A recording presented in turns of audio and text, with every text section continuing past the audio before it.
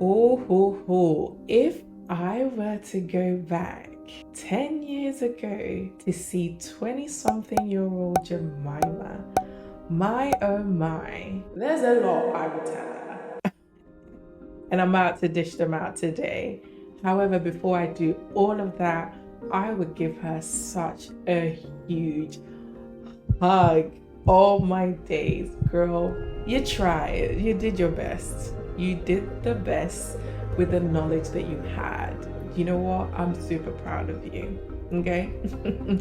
But approach life this way, okay? Instead of what you're doing, because that ain't it. What do I mean by that? Well, scraps aren't filling, sis, and they will never fill you up. And I mean, this goes across the board in your family, friendships, workplace, relationships. Hello, somebody. Scraps aren't filling, and it's just not worth it. For me, I know that in my 20s, I think just growing up, I just felt so undeserving of good things. It's like it just wasn't for me. And until it could be for me, I needed to really bend over backwards, like really apply myself, really perform in order to be rewarded or feel a sense of deserving the reward. I know.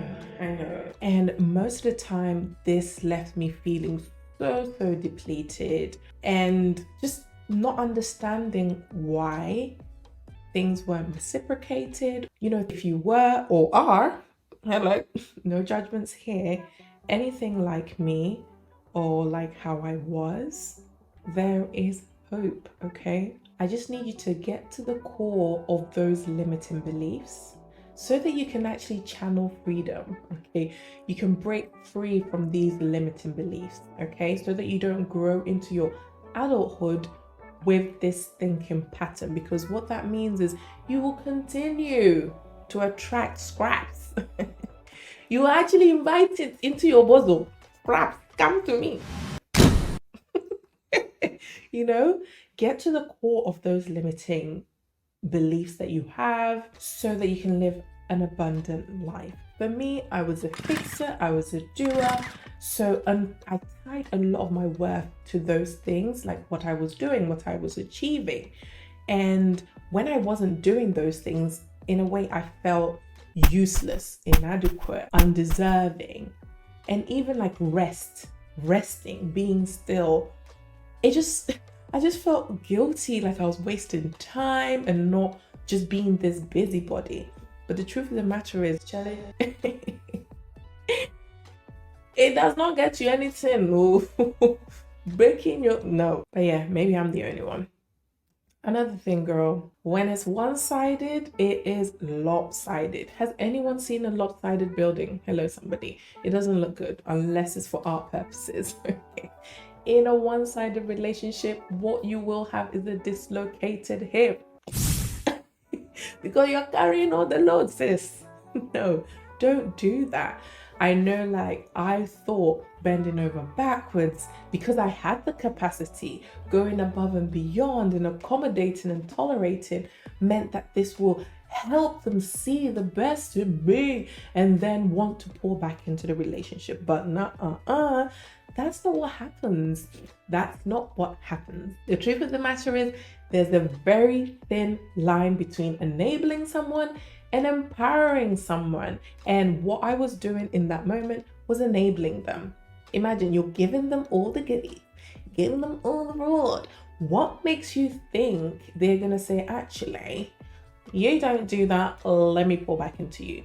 Reciprocity is not a bad thing, it's actually a great thing. And someone pouring back into you is a great thing. So understand why you do the things you do, and also become comfortable and accepting of people pouring into you too, Jay. Okay, Jem? Make sure you do that. Also, do you know what, Jay? It is beautiful and lovely and nice for people to consider you. However, when they don't, or should I say, if and when they don't, do not take it personally. It's not a reflection of your worth or lack thereof. It has nothing to do with that. Just accept people for what they have capacity to give you in that moment, okay? It hurts. I've had to distance myself from people. This is 30-something-year-old Jemima now, you know? And it's painful in the beginning, but freeing in the end. So it's not a bad thing, Jay. Just learn to find your own tribe. Find the things that you enjoy. I know you, Jay. You did so well. You were doing your art stuff. You were doing people's hair. You were doing it without even knowing. And I'm super, super, super, duper proud of you. Okay.